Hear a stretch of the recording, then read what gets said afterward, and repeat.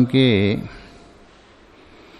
असीम कृपा से हम लोग 6वें अध्याय को लेकर विचार कर रहे। भगवान ने जो अभी तक जो योग बता दिया उसी को लेकर अर्जुन ने प्रश्न किया, भगवान आपने तो योग के विषय में तो बता दिया,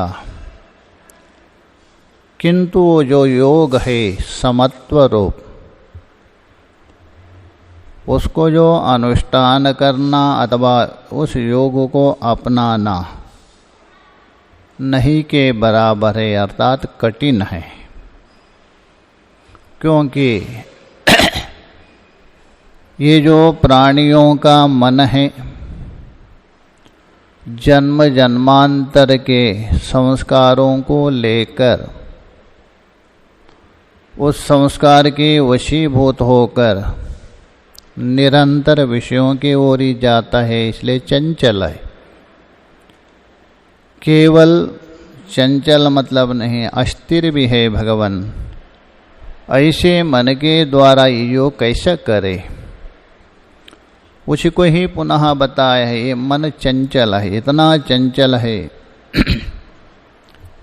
तो प्रमतनशील है। वो शरीर और इंद्रियों को उतल पुतल करता है और इतना बलवान है, दृढ़ भी है।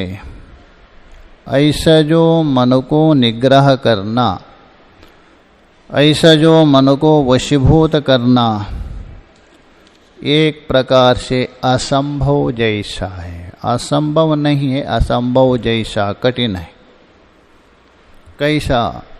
वायु को निरोध करना जितना कठिन है, उससे भी अधिक कठिन है। ये जो अर्जुन ने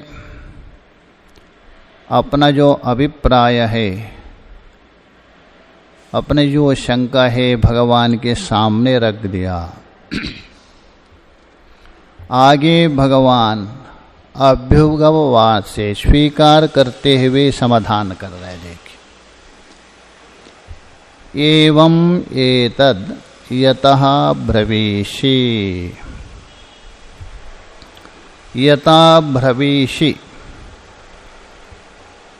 अर्थात जैसे आपने जो कहा। एवं एतद्, एवं एतद् मतलब वो बात बिल्कुल वैसा ही है। मन चंचल है, वो योग करना अत्यंत कठिन है। ये जो आपने ब्रवीषि जो कहा था, यह बिल्कुल हूबहू वैसा है, उसमें कोई संदेह नहीं। किंतु कठिन तो हो सकता है, असंभव नहीं है। तो अर्जुन का प्रश्न को स्वीकार करके भगवान उत्तर देने जा रहे। आगे के श्लोक में देखे, श्री भगवान उवाच असंशयं महाभावो मनो दुर्निग्रहं चलम् अभ्यासेन तु कौन्तेय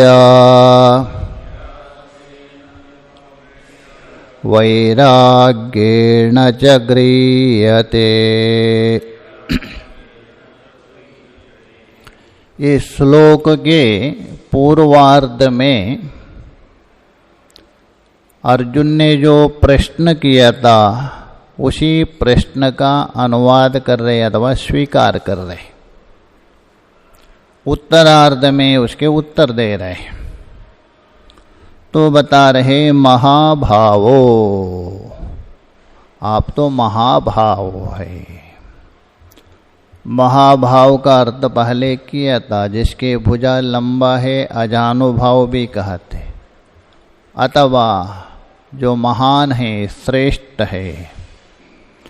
हे श्रेष्ठ, श्रेष्ठ इसलिए है,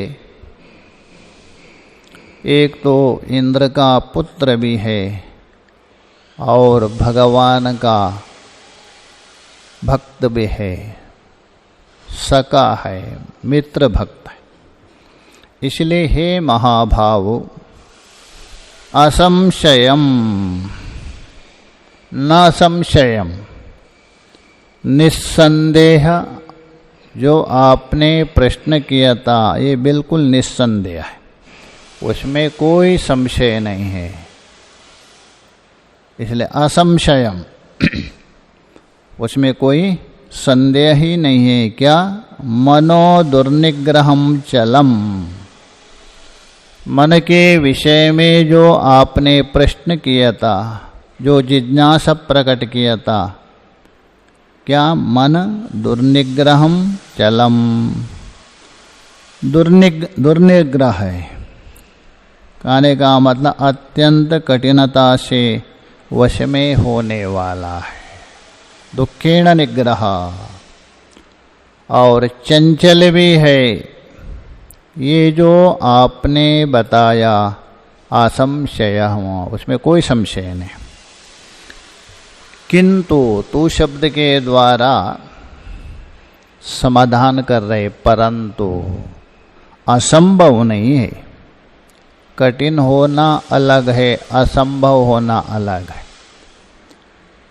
परंतु अभ्यासेन कौन्तेय, हे कौन्तेय, हे कुंती पुत्र अर्जुन, अभ्यासेन च वैराग्येण च गृह्यते।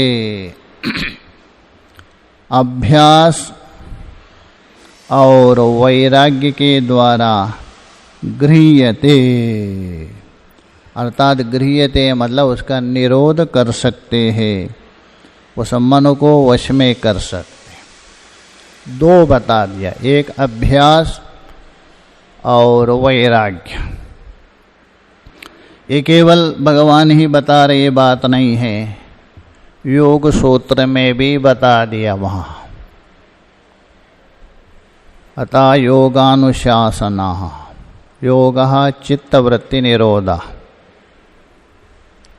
और वृत्ति 5 है, उसका निरोध कैसा करे? अभ्यास वैराग्याम तन्निरोधा। अभ्यास और वैराग्य के द्वारा निरोध है। भगवान भी वही बता रहे। अभ्यास, अभ्यास किसको कहते? भगवान के नाम हो अथवा गुणों का श्रवण करना, कीर्तन करना, मनन करना, अथवा जप है, अथवा शास्त्रादि का निरंतर चिंतन इत्यादि का बारंबार पुनः पुनः करना। सबके लिए एक जैसा अभ्यास नहीं होगा, अपने अपने योग्यता के अनुसार अभ्यास भी अलग होगा। वो अधिकारी को देखना पड़ेगा, अधिकारी कैसा है, उसका अंतःकरण कितना शुद्ध हो गया, उसके अनुसार उसका अभ्यास बढ़ जाता है। यदि निम्न स्तर का है, उसके लिए भगवान का जो श्रवण है, कीर्तन है, भजन है, इनके द्वारा बार बार बार अभ्यास करें। और उससे आगे है श्रवण मननादि का। तो इस प्रकार किंतु पुनः पुनः अवश्यम भावी, बारंबार ये अभ्यास कहा। अथवा योग सूत्र में वहाँ बता दिया, सतो दीर्घ काला नैरंतर्य सत्कार सेविता दृढ़ भूमि। यह अभ्यास है। दीर्घ काल, किसी का भी जो अभ्यास करेंगे दीर्घ काल, लंबे समय तक। हाँ, ये जो अभ्यास अपना मनमर्जी से नहीं, शास्त्र सम्मत होना चाहिए। जो अपने इच्छा के अनुसार करे ऐसा नहीं, मनमर्जी से नहीं चलेगा। हाँ, शास्त्र में जो छोटा सा छोटा उपाय बताए उसका भी हो, अथवा उत्कृष्ट उपाय हो, शास्त्र सम्मत होना चाहिए। तो इसलिए दीर्घ काल और नैरंतर्य, निरंतर, लंबे समय भी है और निरंतर भी करना पड़ेगा। एक दिन किया थोड़ा, ऐसा नहीं, नैरंतर्य और सत्कार सेविता, श्रद्धा विश्वास पूर्वक, 3 विशेषण है, पहले भी एक दिन बताया था। इन 3 विशेषणों से युक्त निरंतर आप करते हैं, वो दृढ़ भूमि होती है, वही अभ्यास माना जाए। उस अभ्यास के द्वारा और वैराग्येण, वैराग्य का मतलब है दृष्टा आनुश्राविका विषया वितृष्णस्य वशीकार संज्ञा। चाहे तो इस लोक का भोग हो, आनुश्राविका मतलब है शास्त्र में सुना हुआ परलौकिक भोग हो, अथवा इह अमुत्रा। इन विषयों में कैसा है, वितृष्ण, बिल्कुल तृष्णा रहित होना। किस प्रकार, भगवान भाष्यकार जी ने अपरोक्ष अनुभूति में बता दिया, काकविष्टवत, कव्वे के विष्ट समान, न तो गर्दभविष्टवत। वहाँ विद्यारण्य स्वामी जी ने उठा दिया, काकविष्ट का क्यों प्रयोग किया है, गर्दभविष्ट क्यों नहीं कहा। तो गर्दभ का जो विष्टा है वो किसी न किसी रोग के काम आते बोलते, कव्वे के किसी का काम नहीं आता, इसलिए काकविष्टवत। वैसे ही उसमें तृष्णा नहीं होनी चाहिए, उपेक्षा होनी चाहिए, वैरस्य भाव। तो उसके द्वारा गृह्यते, गृह्यते का मतलब है निरोध किया जा सकता है। अच्छा, इसमें पहले कौन वैराग्य होना चाहिए क्या, पहले अभ्यास? पहले वैराग्य है, उसके बाद अभ्यास। क्योंकि जैसा मान लीजिए कोई जल है, जल का स्वभाव क्या है, नीचे के ओर बहाना निरंतर।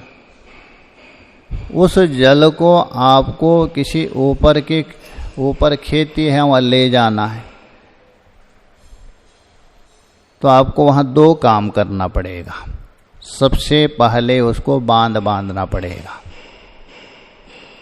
बांधने मात्र से वो जल ऊपर नहीं जाएगा, नहर खोदना भी पड़ेगा, तभी जाके वो खेती में प्रवेश करता है।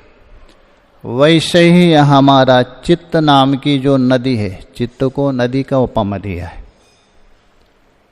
ये मन नाम की नदी है, नदी क्यों निरंतर बहती रहती है, और नदी में क्या है, मगरमच्छ आदि भी रहते, यहाँ भी मन में राग द्वेष आदि मगरमच्छ भी है, इस निरंतर बहते रहते।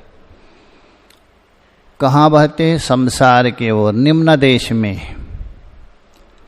उसको अब वैराग्य के द्वारा उसको रुकवा दीजिए, बांध दिया आपने। निरंतर जो बहने वाला जो मन है उसको वैराग्य के द्वारा आपने बांध करके रुकवा दिया। उसके बाद परमात्मा रूप खेती के ओर ले जाना है, ये अभ्यास उसके लिए नहर है।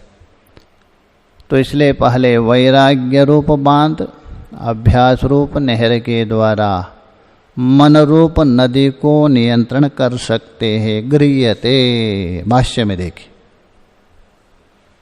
असंशयम नास्ति संशयो। हे अर्जुन, आपने जो जिज्ञासा प्रकट की थी उसमें कोई भी जरा सा भी संशय नहीं है। मनो दुर्निग्रहम चलम इत्यत्र, मन चंचल है और कठिनता से वश में होने वाला है, ये आपने जिज्ञासा प्रकट की थी, उसमें जरा सा भी संशय नहीं, बिल्कुल वैसा है। हे महाभावो, किंतु घबराने की कोई आवश्यकता नहीं, असंभव नहीं। अभ्यासेन तो, देखिए अभ्यास की परिभाषा कर रहे हैं। अभ्यासो नामा चित्त भूमो कस्यचित्, किसी चित्त भूमि में, ऐसा ये नहीं बता रहे चित्त भूमि में आप ऊपर गए हैं, ऐसा कुछ नहीं है। चित्त की अलग अलग भूमिका होती। भूमिका मतलब अवस्था, आप किस अवस्था में हैं वहाँ देखना, ऐसा नहीं ऊपर के ही करे बोल के। जिस अवस्था में है उसका निरंतर अभ्यास करें। यदि आप ध्यान लगाने में समर्थ नहीं है, निरंतर भगवान का नाम स्मरण कर दीजिए, जप कर दीजिए, तो जैसे जैसा, इसलिए भाष्यकार जी प्रयोग कर रहे हैं कस्यचित् चित्त भूमो, किसी चित्त भूमि में, जैसा आपके चित्त की अवस्था है उसी में समान प्रत्ययावृत्ति चित्तस्यः, अर्थात उसमें जो समान वृत्ति के बारंबार आवृत्ति करना। यदि आप भजन करते हो, वो भजन की आवृत्ति निरंतर चलते रहे आहर्निशम। जैसा एक संत थे, कैलाश के बहुत बड़े मंडलेश्वर हो जी, शास्त्री जी बोल के, चेतन गिरि जी महाराज, इतने बड़े विद्वान होने पर भी विरक्त भी थे। वो मंडलेश्वरी भी थे, विरक्त थे। एक बार मंडलेश्वरी छोड़ के चल पड़े थे, नदी पार करके, गंगा जी को तैर करके गए पार। घूमते घूमते वो नर्मदा किनारे कहाँ पहुँच गए। तो एक ही कमरे में 2-3 महात्मा थे, जिस आश्रम में टिके थे, उनको थोड़ा पता था ये मंडलेश्वर बोल के, एक ही उसमें रहे। ये सुबह उठ करके ध्यान भजन आदि किया। एक संत लेटे रहे, तो उन्होंने कहा संत महाराज जी उठिए, जो बोले ने, तो लेटे रहे। सूर्योदय हो गया तभी भी लेटे रहे। तो शास्त्री जी ने कहा महाराज अभी सूर्योदय हो गया, आप लेटे रहे, कुछ ध्यान भजन तो करिए। तभी उन्होंने संकेत के हाथ से कान को दिखा दिया, बस यहाँ लगाइए करके कान लगाया, उसके अंदर से नमः शिवाय आवाज, बोला आप सोते रहे। ऐसी जो निरंतर उसका धारा चल रहा है, नमः शिवाय का अंदर से, शायद नहीं आप सोते रहे, कोई चिंता नहीं। मतलब इसको कहते अभ्यास। अब जिसमें निरंतर लगे वही धारा चले, कोई आपत्ति नहीं। इसलिए हम बता रहे हैं समान प्रत्यय होना चाहिए, ऐसा नहीं, यही अभ्यास है। विजातीय वृत्ति रहितत्वे सति सजातीय प्रत्यय धार प्रवाह तैल धारावत। कोई भी है, यदि आप जप करते हैं वो भी ऐसा है, किंतु जब कभी देखा जाता है माला से जप करते बहुत लोग इधर से, अरे वहाँ तो जो टोटी चल रहे देखो, वो जप नहीं, वास्तव में जप हो उसमें एकाग्रता, तभी अभ्यास माना जाता है। तो ये बोले समान प्रत्ययवृत्ति चित्तस्यः। तो वैराग्य की परिभाषा कर रहे, देखे वैराग्यम नामः दृष्टादृष्टः भोगेषु दोषदर्शनः अभ्यासात् वैतृष्ण्यम तेन च। 2 प्रकार का भोग होता है। एक दृष्ट, दृष्ट का मतलब इस लोक में जो प्रत्यक्ष उपलब्ध है वो दृष्ट हो गया, और अदृष्ट हो गया परलोक में, स्वर्गादि में। तो ये दृष्ट और अदृष्ट, चाहे तो दृष्ट हो अदृष्ट भोगेशु, कितना भी प्रिय क्यों ना है उन भोगों में, दोष दर्शनाभ्यासात, उन भोगों में बार बार दोष देखना चाहिए। क्योंकि जब तक भोगों में दोष दर्शन नहीं होगा तभी उन भोगों में शोभनाध्यास होता है, ये नियम है। दोष यदि देख लिया आपने, वो शोभनाध्यास धीरे धीरे धीरे क्या होता है, शिथिल हो जाता है। इसलिए भाष्यकार जी बता रहे उस दोष दर्शन का भी अभ्यास करना चाहिए बार बार। जो वस्तु आपको साधना में बार बार अटक रहती है, वहाँ आपका साधना में व्यवधान करते हैं, तुरंत वहाँ दोष देख लीजिए। दोष इसलिए नहीं है, दोष देखना भी दो माना जाता है। एक दोष देखना दूसरे को गिराने के लिए, उसको नीचे दिखाने के लिए, वो कदापि नहीं निंदा किया।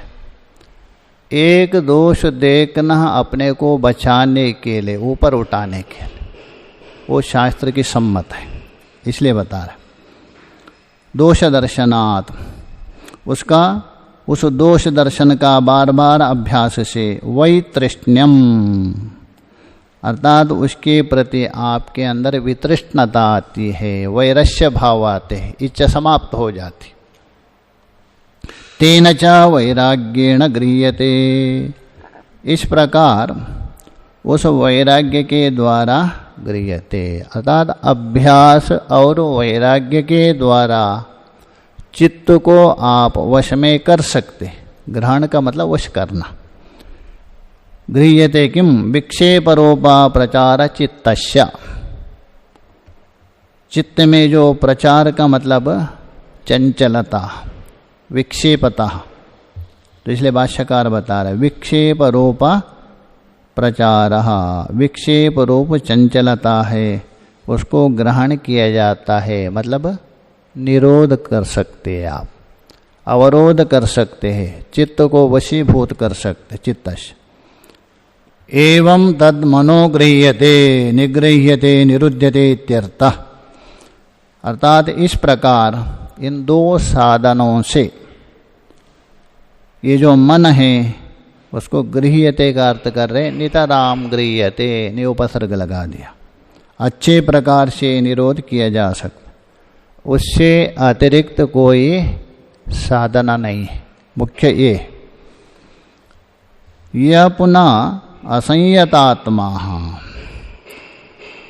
दोबारा बता रहे। हाँ, कौन? इंद्र नहीं, इंद्र के पुत्र अर्जुन है, इंद्र नहीं, इंद्र के पुत्र अर्जुन है ना। यह पुनः असंयतात्मा तेना, अर्थात जिसने अभ्यास और वैराग्य के द्वारा अपने आत्मा को, आत्मा का अर्थ है मिथ्यात्मा लेना, अंतःकरण, उस अंतःकरण को संयमित नहीं किया, वश में नहीं किया साधना के द्वारा, अर्थात अभ्यास और वैराग्य से। ऐसा जो अंतःकरण वश में नहीं किया हुआ व्यक्ति और जिसने अंतःकरण को वश में किया है, इन दोनों को बता रहे आगे के श्लोक में, उभयों को बता रहे। पूर्वार्ध में असंयत अंतःकरण वाले को बता रहे, श्लोक के उत्तरार्ध में जिसने संयम किया है उसको बता रहे। देखिए, असंयतात्मना योगो दुष्प्राप इति मे मते, वश्यात्मना तु यतता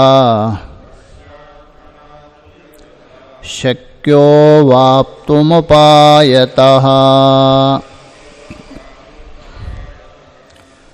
असंयतात्मनः,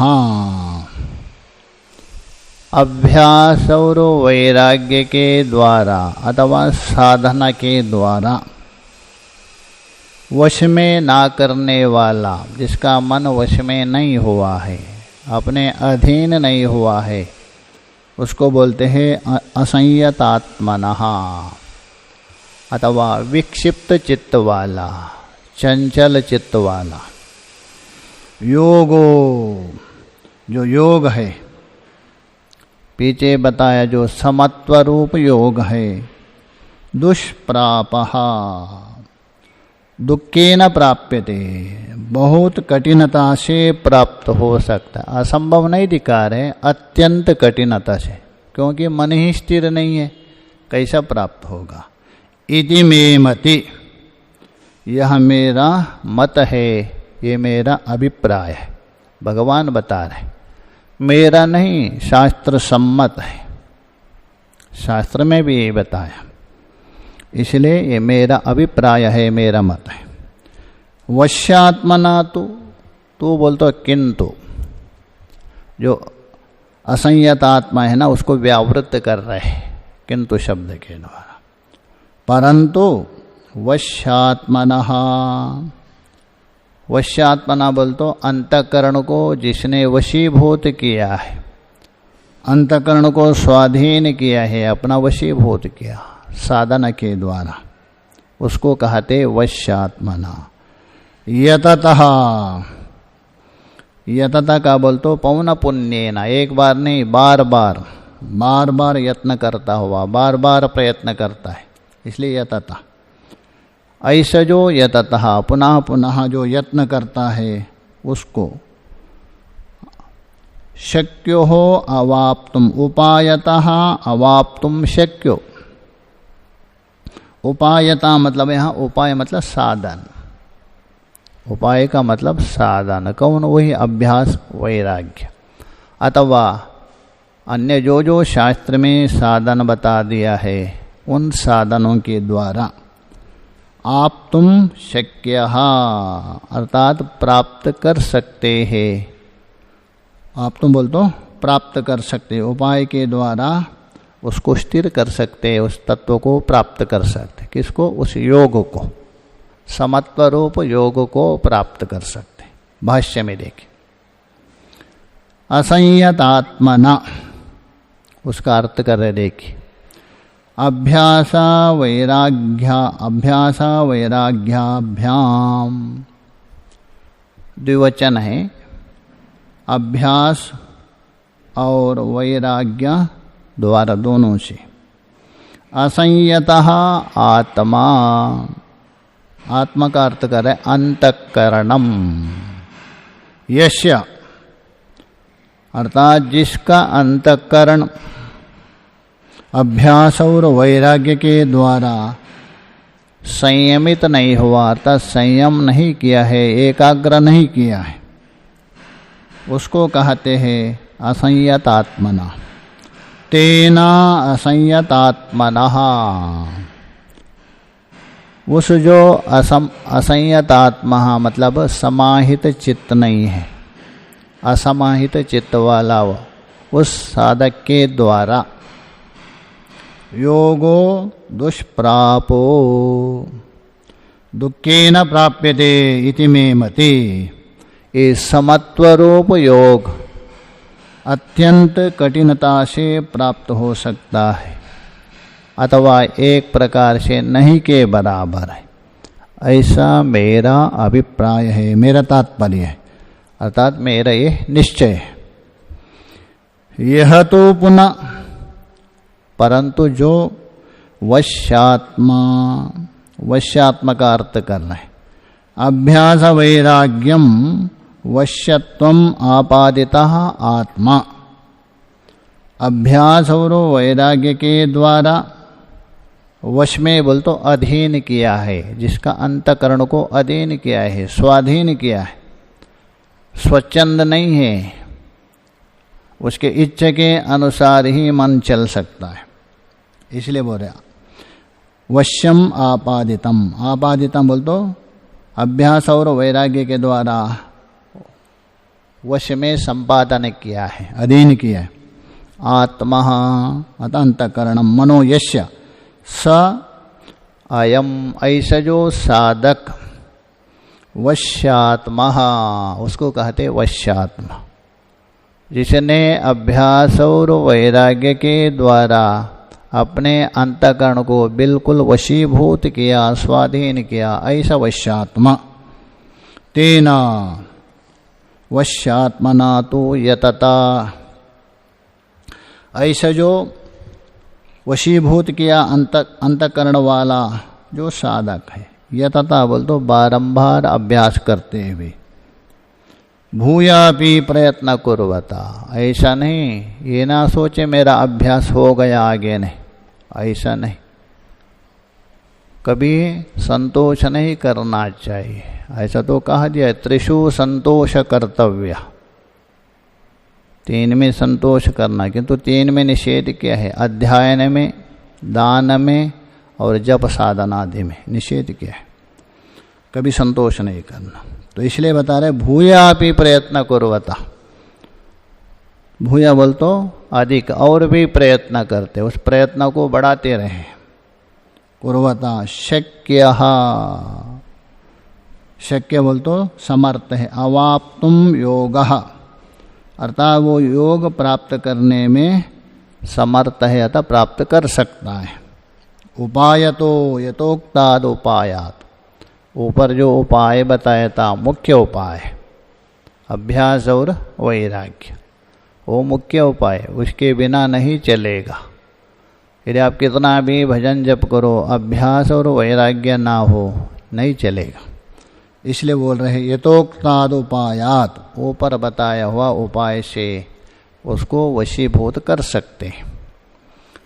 आगे पुनः अर्जुन प्रश्न करने जा रहे, देखिए। तत्र योग अभ्यास अंगीकरणेन,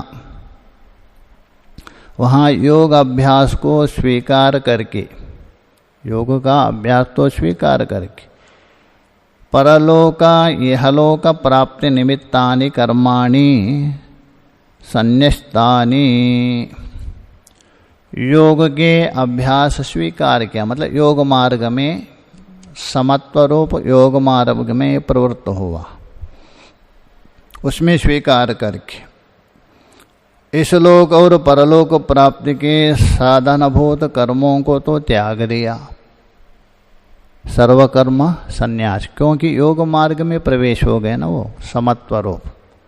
तो इसलिए बोल रहे हैं परलोक यह लोक प्राप्ति निमित्तानि कानि कर्माणि संन्यस्तानि, वो जो उन कर्मों को भी उन्होंने त्याग दिया। किंतु योग सिद्धि फलम च मोक्ष साधनम सम्यक दर्शनम न प्राप्तम, किंतु ये गड़बड़ हो गया। योग सिद्धि फलम, योग सिद्धि का फल कौन? मोक्ष का साधनभूत सम्यक दर्शन। योग का फल क्या है? सम्यक दर्शन है। वो सम्यक दर्शन किसका है? मोक्ष प्राप्ति का साधन है। जब तक सम्यक दर्शन नहीं होगा तब तक मोक्ष नहीं होगा। सम्यक दर्शन तब तक नहीं होगा समत्व रूप योग के बिना नहीं, एक दूसरे का पूरक है। सम्यक दर्शन होगा योग के द्वारा और सम्यक दर्शन से होगा मोक्ष। तो इसलिए बोले सिद्धि फलम च मोक्ष साधम सम्यक दर्शनम। तो योग सिद्धि का फल, मोक्ष प्राप्ति का साधन, पूर्ण ज्ञान जिससे मिल सकता है, वो भी न प्राप्तम, सम्यक दर्शन को प्राप्त नहीं किया। देखिए इधर से कर्म भी त्याग दिया और मोक्ष का प्राप्त ज्ञान भी प्राप्त नहीं हुआ, सम्यक दर्शन भी नहीं हुआ। इति योगी योग मार्गात, जो योगी है ध्यान योगी, योग मार्गात मरण काले चलित चित्त इति, मरण काल में या तो कोई प्रारब्धवशात लीजिए अथवा कोई असाध्य रोग के कारण उसका चित्त है ना विचलित हो गया, विक्षिप्त आ गए उसमें, तो चलित चित्त बिल्कुल इधर उधर हो गया। इति तस्य नाशम आशंक्य। अभी देखिए योगी का दोनों तरफ से गया, उधर से कर्म भी छूट गया और इधर मोक्ष का साधन सम्यक ज्ञान भी नहीं हुआ, दोनों तरफ से अटक गया वो। ऐसा जो अटका हुआ योगी भटकेगा अथवा अपना लक्ष्य को प्राप्त होगा, ये आशंका है। इति तस्य नाशम आशंक्य, तस्य बोलते उस योगी के नाश की आशंका, क्योंकि इधर भी नहीं मिला उधर भी नहीं मिला है ना, बीच में अटक गए। उस आशंका करके अर्जुन प्रश्न कर रहे हैं। ये तो स्वाभाविक है, अर्जुन ने सभी का भी क्योंकि आप साधन मार्ग में प्रवृत्त हो गए, साधन से प्राप्त होने वाला फल तो मिला नहीं और साधन आपने पहले त्याग दिया, तो व्यर्थ होगा अथवा नहीं होगा, ये भाव है। इस भाव को लेकर अर्जुन प्रश्न कर रहे। देखिए, अर्जुन उवाचा अयति श्रद्धयोपेतो योगश्चलितमानसः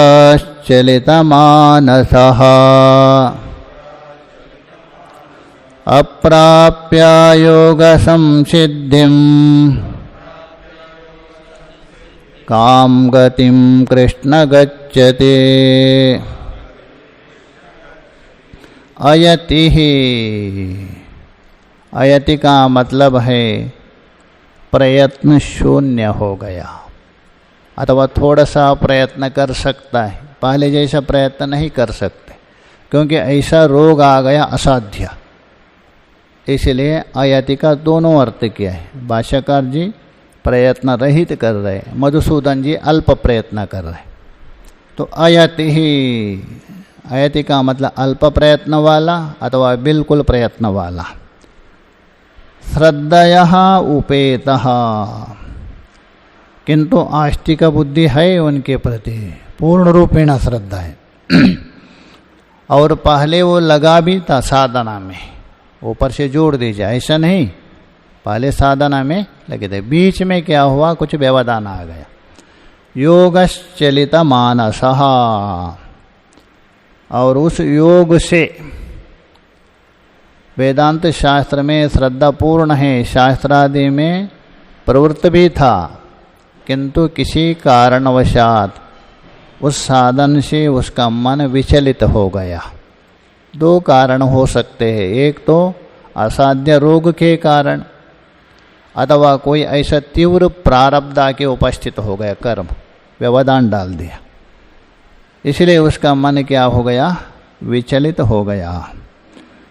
अप्राप्य योग संसिद्धिम, योग संसिद्धिम अप्राप्य, अर्थात तत्वज्ञान से होने वाला अज्ञान और कार्य की निवृत्ति। योग संसिद्धि का मतलब तत्वज्ञान से, सम्यक ज्ञान से होने वाला अज्ञान और अज्ञान के कार्य निवृत्ति है, वो अप्राप्य, अभी तक निवृत्ति भी नहीं हुआ, बीच में क्या है, वो मर गया। काम गति कृष्ण गच्छति, हे भगवन हे कृष्ण काम गतिम गच्छति। ऐसा मर जाने पर उसकी गति क्या है, सुगति होगी अथवा दुर्गति। दो प्रश्न पड़ा है, किस गति को प्राप्त करेंगे, क्या उसकी सुगति अथवा दुर्गति को प्राप्त होगा, बीच में जो मरा हुआ, ये प्रश्न है। भाष्य में देखें, अयति बोल तो अप्रयत्नवान योग मार्गे, जो योग मार्ग में यत्न करने वाला नहीं है, छूट गया। श्रद्धयः बोल तो आस्तिक्य बुद्ध्याचः उपेतो, और आस्तिक बुद्धि से पूर्ण युक्त है। योगाद अंतकाले अपि चलितमानसम मनो यस्य, अंतकाल बोल तो मरण काल के आसपास में, जिसका मन योग से चलायमान हो गया। बस चलायमान होने का कारण वही है, या तो रोग अथवा प्रारब्ध कर्म है। ऐसे जो चलायमान हो गया, भ्रष्ट स्मृति सा, उसकी स्मृति क्या है, भ्रष्ट हो गई। स्मृति भ्रष्ट हो जाती मरण काल में। बड़े बड़े लोगों को भी देखा जाता है, हमने भी देखा, भूल जाते हैं। खास व्यक्ति है उसको भी भूल जाते हैं, क्योंकि भगवान स्वयं बोल रहे हैं ना, स्मृति ज्ञान अपोहनम, भगवान स्वयं खींच लेता है धीरे धीरे। इसलिए भ्रष्टमति, जो भ्रष्ट स्मृति वाला हो गया। काम गति हे कृष्ण गच्छति, हे भगवान आप बता दीजिए उसकी गति क्या होगी, मतलब उसकी अच्छी गति होगी अथवा दुर्गति होगी, क्योंकि इधर से कर्म भी उसका छूट गया है और सम्यक ज्ञान को भी प्राप्त नहीं किया, बीच में अटक गया, क्या वो भटक जाएगा अथवा कोई अच्छे मार्ग में प्रवृत्त होगा? ये मुझे संशय है, आप ही समाधान का। और भी प्रश्न है, कल विचारेंगे।